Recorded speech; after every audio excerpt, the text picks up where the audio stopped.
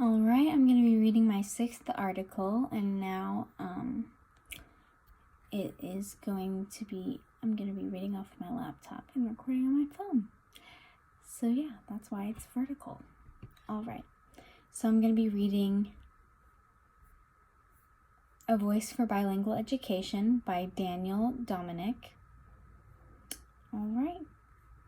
In 1955, in the vernacular of the playground, the word see ended every sentence, much like, does today.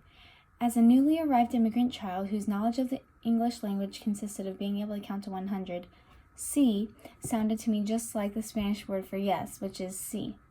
How agreeable, my new American friends, I thought. They say yes to everything.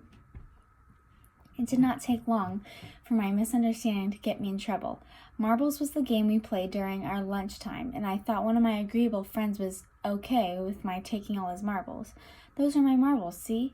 is what my friend had said. Not, "Yes, those are my marbles."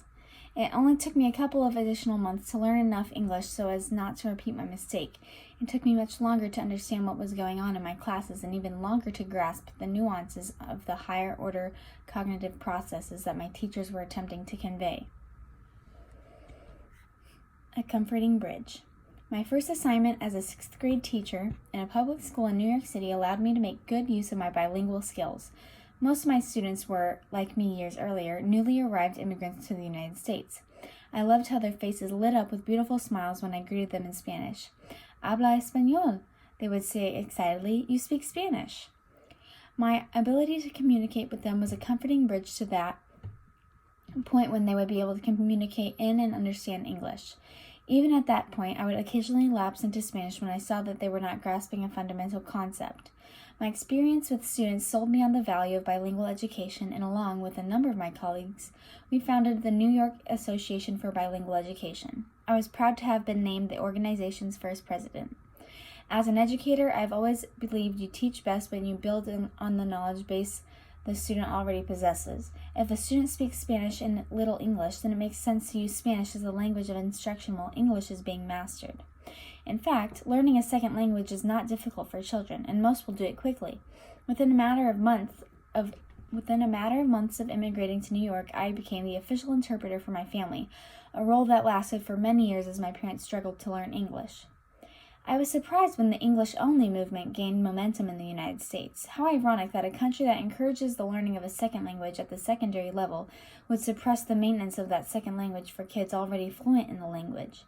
"You can't speak Spanish now, son, but we'll teach it to you when you get to high school." No one will deny that fluency and being fully literate in English are an absolute necessity if you live in this country. At the same time, we can't thump our chests about the world being flat and the importance of a global economy, yet downplay the merits of bilingualism. Looking at the persistent achievement gap that prevails in spite of No Child Left Behind, we see that English language learners make up an unhealthy portion of the child being left behind.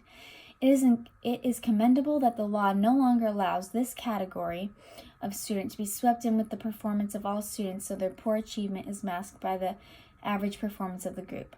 It is for that reason that an organization like La Raza, arguably the largest Hispanic advocacy group in the country, supports NCLB. Concerned that changes in the law might lead once again masking the needs of ELL students, La Raza supports the current policy of testing ELL students in English, even though they may not be fluent in that language. Superintendents generally see the practice as unfair because it's not testing knowledge on of the content being tested, only knowledge of the language used to test.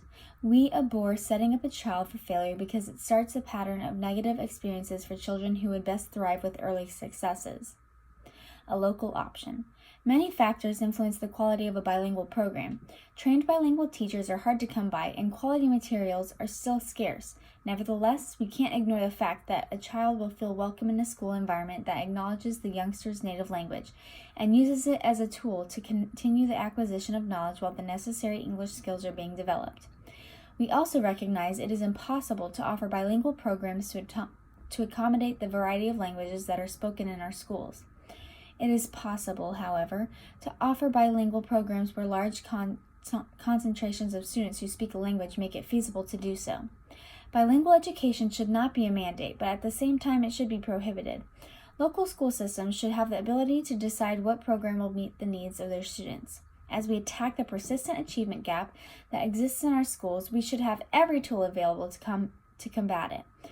Bilingual programs should be an option, but that's just me talking, and in my case, I can do it in 2 languages. As an educator, I always have believed you teach best when you build on the knowledge base the student already possesses.